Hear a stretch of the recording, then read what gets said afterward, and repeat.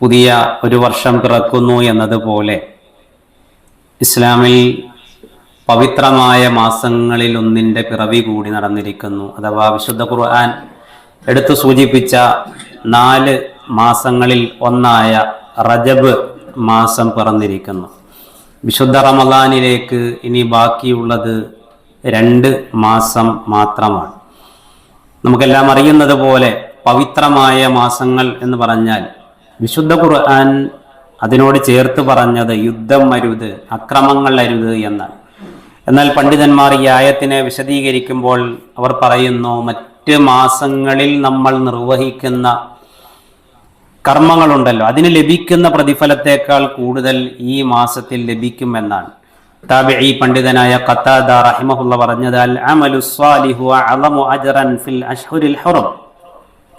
അഷ്ഹുറുൽ ഹുറമിൽ അഥവാ പവിത്ര മാസങ്ങളിൽ നാം പ്രവർത്തിക്കുന്ന നന്മകൾക്ക് കൂടുതൽ പ്രതിഫലം ലഭിക്കും എന്നുള്ളതാണ്. എന്നാൽ നമ്മുടെ നാട്ടിൽ റജബുമായി ബന്ധപ്പെട്ട്, ആ മാസവുമായി ബന്ധപ്പെട്ട് പല തെറ്റായ വിശ്വാസങ്ങളും ഉള്ളതുപോലെ ജാഹിലിയത്തിലും ഉണ്ടായിരുന്നു. അത്തീറ എന്ന ആഘോഷവും അതുപോലെ തന്നെ പ്രത്യേകമായ ആചാര കർമ്മങ്ങളുമൊക്കെ ജാഹിലിയത്തിൽ ഉണ്ടായിരുന്നു. അതിനെപ്പറ്റി അബ്ദുല്ലാഹിബിൻ ഉമർ റളിയല്ലാഹു അൻഹു പറഞ്ഞത് ഇങ്ങനെയാണ്, ഇന്നമാ റജബ് ഷഹ്റുൻ കാന യുഅല്ലിമുഹു അഹ്ലുൽ ജാഹിലിയ. ജാഹിലിയത്തിലെ ആളുകൾ നിശ്ചയിക്കപ്പെടാത്ത പല മഹത്വങ്ങളും അതിന് നിശ്ചയിച്ചു കൊടുത്തു. ഫലമ്മാ ജാ അൽ ഇസ്ലാമു തുരിക്. എന്നാൽ ഇസ്ലാം കടന്നു വന്നപ്പോൾ അത്തരം തെറ്റായ ആചാരങ്ങളും വിശ്വാസങ്ങളും എല്ലാം ഒഴിവാക്കി എന്ന് മുസന്നഫ് ഇബ്നു അബീ ശൈബ റിപ്പോർട്ട് ചെയ്തിട്ടുള്ള ഒരു ഹദീസിൽ നമുക്കങ്ങനെ കാണാൻ സാധിക്കും. ഒരുപാട് നിർമ്മിതമായ മൗളൂആയ ഹദീസുകളിൽ ഏറ്റവും ക്വാളിറ്റി ഇല്ലാത്തതാണ് നിർമ്മിത ഹദീസുകൾ, പാറോല എന്ന് വേണമെങ്കിൽ നമുക്ക് മലയാളത്തിൽ പറയാം. അങ്ങനെ ഒരുപാട് നിർമ്മിത ഹദീസുകളും ദുർബല ഹദീസുകളും ഈ മാസത്തിന്റെ ഫദ്ലുമായി ബന്ധപ്പെട്ട് ഹദീസ് ഗ്രന്ഥങ്ങളിൽ ഇടം പിടിച്ചിട്ടുണ്ട്. അതിലൊന്നാണ്, പല ആളുകളും റജബ് എത്താറാകുമ്പോൾ ചോദിക്കും, നാളെ റജബാണോ, നാളെ റജബ് ഒന്നാണോ? എന്താ കാരണം?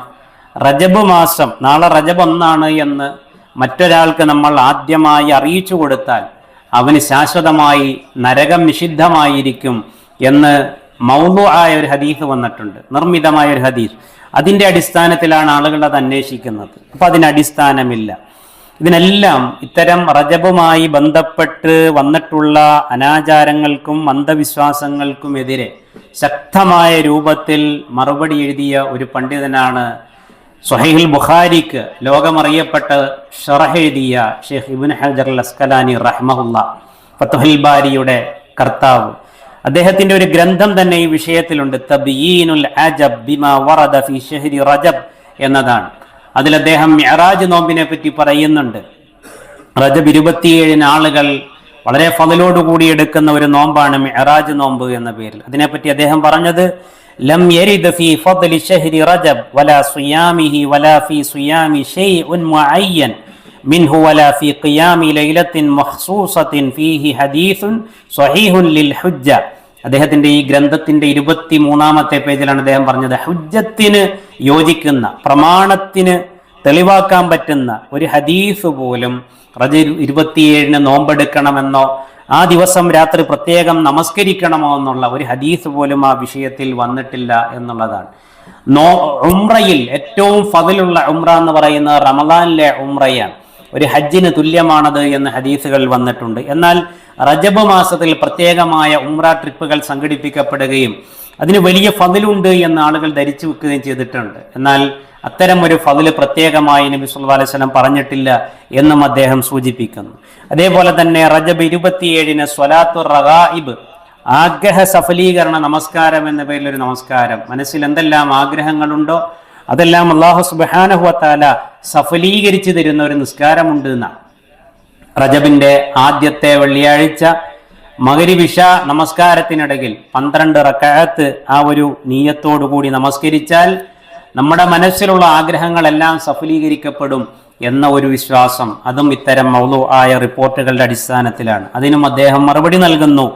പ്രത്യേകിച്ച് ഇമാം നവവി റഹിമഹുല്ലാ സ്വഹീഹ് മുസ്ലിമിന് ശറഹ് എഴുതിയ ഇമാം നവവി റഹ്മഹുള്ള പറഞ്ഞത് വഹാത്താനി സ്വലാത്താനി ബിദ്അത്താനി മുൻകറത്താൻ, ഈ നമസ്കാരങ്ങളൊക്കെ ബിദ്അത്താണ്, ബിദ്അത്ത് എന്ന് മാത്രമല്ല, മുൻകറത്ത് ഏറ്റവും വെറുക്കപ്പെട്ട ബിദ്അത്തുകളാണ് എന്ന് പറയുന്നുണ്ട്. അപ്പൊ അതുകൊണ്ട് നമ്മൾ ശ്രദ്ധിക്കേണ്ടത്, ഏതൊരു പുണ്യം നമ്മൾ അനുഷ്ഠിക്കുമ്പോഴും അവിടെയെല്ലാം ഹദീസുകളിൽ അതിന് മാതൃകയുണ്ടോ, സുന്നത്തുകളിൽ അതിന് മാതൃകയുണ്ടോ എന്ന അന്വേഷണം പ്രധാനമാണ്. ഹദീസുകളിൽ സ്ഥിരപ്പെട്ടിട്ടില്ല എങ്കിൽ അത് ബിദ്അത്തിന്റെ ഗണത്തിലാണ് വരിക. പ്രത്യേകിച്ച് ഈ ഒരു വിഷയം സൂചിപ്പിക്കാൻ കാരണം, റജബ് മാസവുമായി ബന്ധപ്പെട്ട് തുടങ്ങിയിട്ടേ ഉള്ളൂ. ഒരുപാട് വീഡിയോകൾ യൂട്യൂബുകളിലൂടെയും സോഷ്യൽ മീഡിയകളിലൂടെയും ഒക്കെ പ്രചരിക്കുന്നുണ്ട്. അതുപോലെ തന്നെ ഒരുപാട് ടെക്സ്റ്റുകൾ വാട്സപ്പുകളിലൂടെയും മറ്റുമൊക്കെ പ്രചരിക്കുന്നുണ്ട്.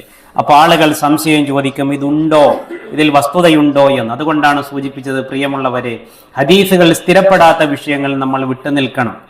ഹദീസുകൾ സ്ഥിരപ്പെട്ട വിഷയങ്ങൾ നമ്മൾ എടുക്കുകയും ചെയ്യണം.